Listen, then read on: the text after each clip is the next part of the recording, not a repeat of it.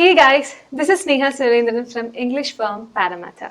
So today in this session, I am going to give you a detailed description of all the tips and techniques that you need to tackle the PTE examination, specifically the read aloud exercise in the speaking module. So I know in this time of uncertainty, you all would be struggling to find the correct PTE mentor and all the coaching and the practice that you need to tackle the examination. So don't worry, we all are here to help you out. So without wasting any time, let's get into it. So in the read aloud exercise, first of all, I will give you a general description of what you would have to note while you perform this exercise. So I will give you an overview first. There will be three parts. The first part is rehearsing, the next is speaking, and the third part is you click on the next button to move on to the next question. So in the first part, you will be given 30 to 35 seconds to rehearse the paragraph. And in the speaking part, you will get about 35 to 40 seconds to read aloud the paragraph that you are given. So there are many things that you would want to note when you rehearse the paragraph. So I'll get into it in detail while we move along. So I will just focus on the general facts now. So actually PT consists of 6 to 7 questions in the read aloud part, and all these questions will be based on 3 sections, that is content, oral fluency and pronunciation, with 5 points each to all of that. And since the exercise covers a reading part and a speaking part, there is an internal scoring for both with 30 marks to reading and 20 marks to speaking. So you will be scored based on the major 3 factors, that is oral fluency, content and pronunciation. So what you have to note, there are many general points that you would have to note along the way. So in our daily lives, we are not such good speakers, right? Our speaking accents are continuously influenced by our social life, where we live, etc. So as a result, even a native English speaker might score low in PT speaking task. So this indirectly also affects the manner in which we speak. That is, it is too fast paced or too low pitched. So additionally, the pronunciation might also get affected, and therefore oral fluency and pronunciation significantly impacts your score. You can lift your score a few levels up with an improvement in these skills. So let us take a look at each section now. So for content, actually content means you do not add, skip or replace the paragraph. That is, you read the paragraph in the correct manner, in the correct sequence with the correct words that are given in the paragraph. So when I say you don't add a word, which means, like if you take an example for this paragraph, if I say I read it like domestication is an evolutionary rather than a political and social development. So if I do that, I'm adding an extra 2 words. So you will lose your score for content when you do that. And the next point is don't skip any words. Like if you read it like that, for example, domestication is an evolutionary rather than a development. So you skip the word political. Don't do that. Try to read it in the correct sequence itself. And also similarly, don't try to replace it. Actually, it will happen when you read it really fast. So what you have to do is that during the rehearsing time itself, make sure you read the paragraph properly. This is very important, and you should also read it aloud also while you rehearse. Most people read the paragraph in their mind, and when they are told to read it aloud, they make mistakes. This is because if you don't read it aloud, you are actually not trying to get the correct meaning of the paragraph, the correct meaningful chunks. You will not be splitting it, the paragraph, into meaningful chunks. You will be not knowing where you should pronounce, how you should stress the words, etc. So gradually when you read it aloud within the 35 to 40 seconds that you get, you will get tensed, and you will also read it in a really fast pace, and you are prone to make more mistakes. So during the rehearsing time itself, rehearse it as a way you will speak it aloud during the recording time. This is a very important point. and also it will help you score much better in the content part. So for pronunciation actually means you speak very loud and clear. So if you want to speak very loud and clear, you must know how to pronounce the words. Then only you will be very clear and you will be also very loud. So in the section of pronunciation, actually you can look into two major sections, that is consonants and vowels. So let us take a look at each of these. So consonants are actually a speech of sound. They are like that. That is a speech of sound that is not a vowel. So there are 21 consonant letters in the English alphabet, and you can see it there. And the next part is consonant blends. So you can combine these consonant letters to produce certain sounds.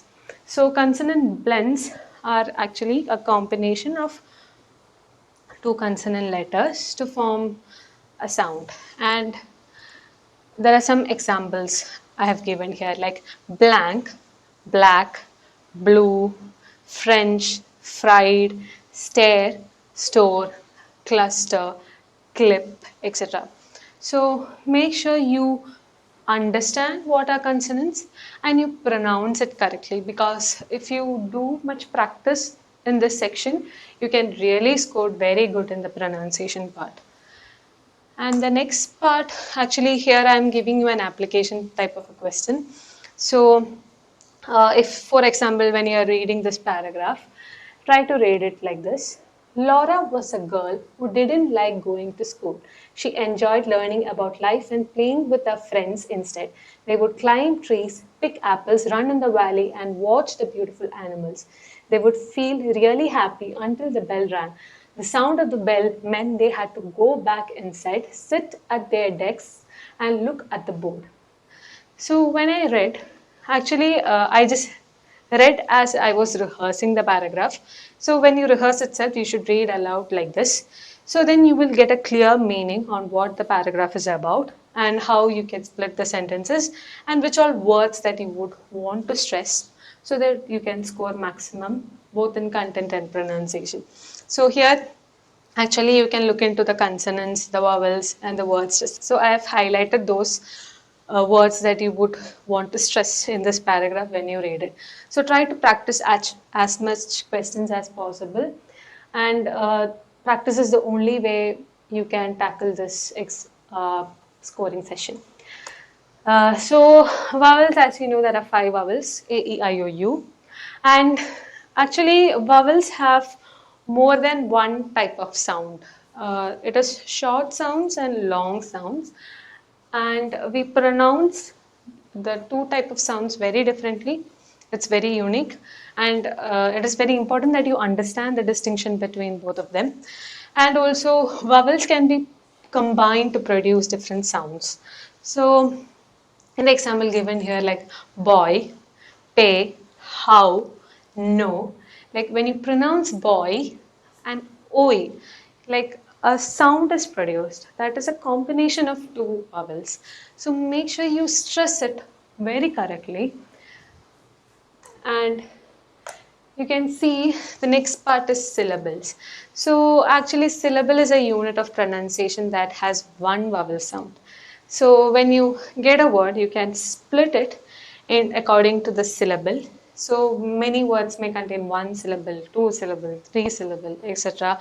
And it is very important that you note how you pronounce those words, because based on the understanding of the syllable, you can split the words and you can highlight the portion where you would want to stress the particular portion of the word. So and also make sure you understand what is a syllable and how you can divide a given word according to the syllable. For example, in the word scratch, even though there are 7 letters, there is only one syllable. And while in the word umami, there are 5 letters, but there are actually 3 syllables.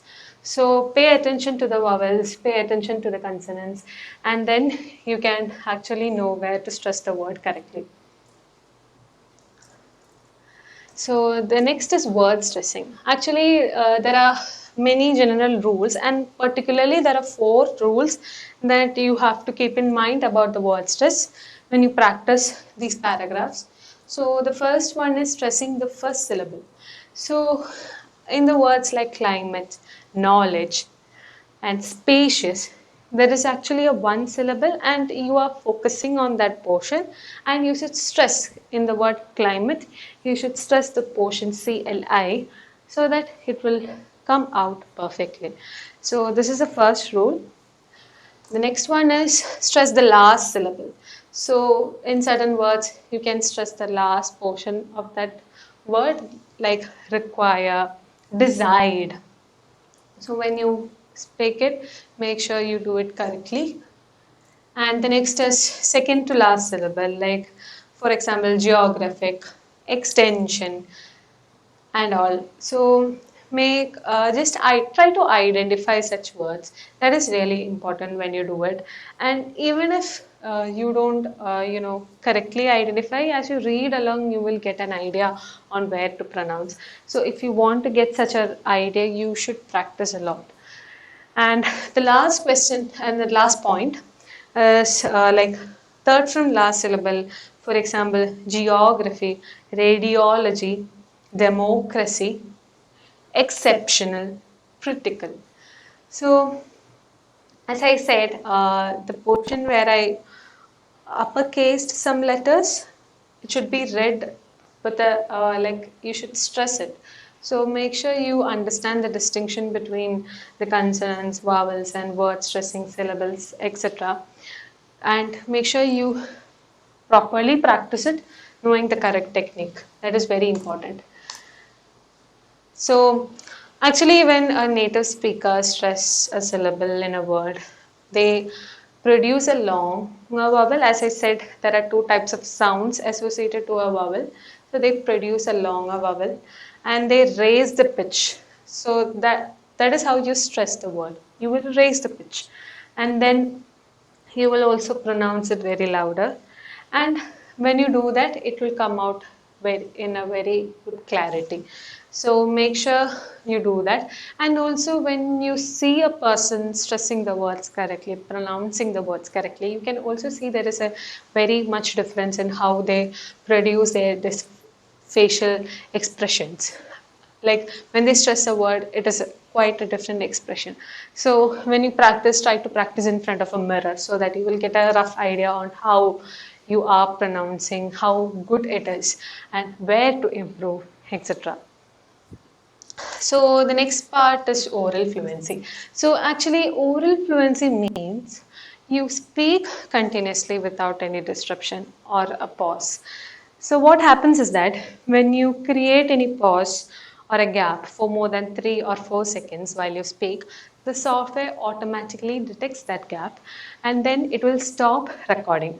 So the problem is that when they detect that gap, and when they stop the recording in between, you might not have even completed reading the paragraph.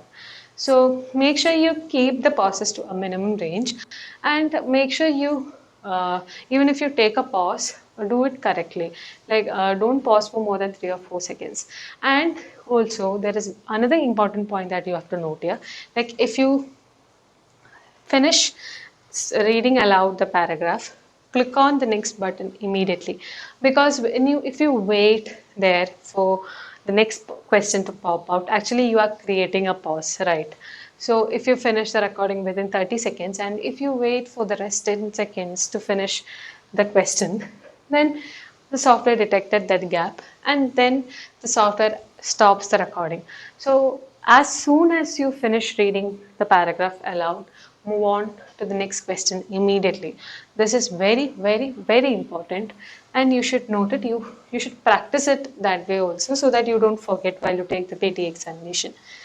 So oral fluency, the major thing that we can practice is by looking into connected speech. So connected speech means that when you speak a language, words have some effect on each other. Like we can connect the words, we can connect the 2 letters in a word as we speak along. So there are many distinctions in connected speech. So the first one is catenation or linking. So actually, linking is probably what most people think of first when they think of connected speech. Linking happens when the end of one word blends into another. So when the last sound of a word is a consonant or the first sound of the next word is a vowel, you get a linking. For example, I want this orange. I want that orange. This afternoon. Is he busy? So here you can see such examples, right? You can feel a sense of connected speech here. And there are many other different types also. For example, intrusion. When you take intrusion, intrusion means an additional sound intrudes or inserts itself between others. So if you take he asked, she answered. So there is an extra sound that is coming, which is of emerging from the letter Y. Do it. Here a W is coming in between, the sound of W. So just make sure, actually it rather comes out very naturally when you read a paragraph. If not, you're finding difficult to connect the words, please do refer more content at our website. We have many sources that can help you out to do and to know the correct technique, etc. So try to get more practice. Everything is about practice and knowing the correct technique. The next point is elision, which is actually when a sound disappears. So basically, a sound is eaten by another stronger or similar sound next to it. See, if you can see next door, you won't pronounce it as next door. You pronounce it in a connected manner like next door. So actually the T here is silent. So make sure you understand properly the distinction between each of these classifications of the connected speech and pronounce it properly. The next is assimilation. So assimilation is actually two sounds that are blending together, forming a new sound altogether. So this often happens with many letters like don't you, won't you, meet you. So the two sounds are actually forming together to produce a very distinct sound, another sound. So it will come out naturally when you do practice. And then the last one is geminates, which actually are like twins, like two same sounds back to back when they come. So often when one letter ends with the same letter as the beginning of the next word, you should connect the two words in your speech. So the ending letter of the first word and the starting letter of the second word is the same. So you can connect those two, like social life. You won't pronounce it as social life. You pronounce it as social life. So make sure you know the distinction between each and every one of these. That is very important. And make sure you speak continuously even if you make any mistake. Like if you skip or replace or add any words, it's not a problem. Make sure you do not create a disruption or a gap. Speak continuously so that you can maximize your score in oral fluency. So I'll just summarize what all I just said right now. So you will be allotted up to 40 seconds to read the text on the screen and compose your response before the microphone starts recording. So use this time very efficiently. Use this time to split the sentence into meaningful chunks. Use this time to understand the paragraph, the meaning of the paragraph. Use this time to identify the vowels, the consonants, the connected speech uses, uh, everything, word stressing, where you would want to stress the word. So actually all of these things can be achieved if you read the paragraph aloud and try to understand the meaning. That it will make a lot of difference. So the rehearsing part is very important to tackle this exercise. So use it efficiently. And the time allocated for recording your response will depend upon the length of the text, which is usually up to 60 words long. And start speaking after you hear the tone. Your voice will not be recorded before that. So you will get a time period based on the length of the paragraph, but usually you will get a time for 35 to 40 seconds and you will be only given a small paragraph. Don't worry about that. There is a standard size and read at a moderate pace. This is very, very important.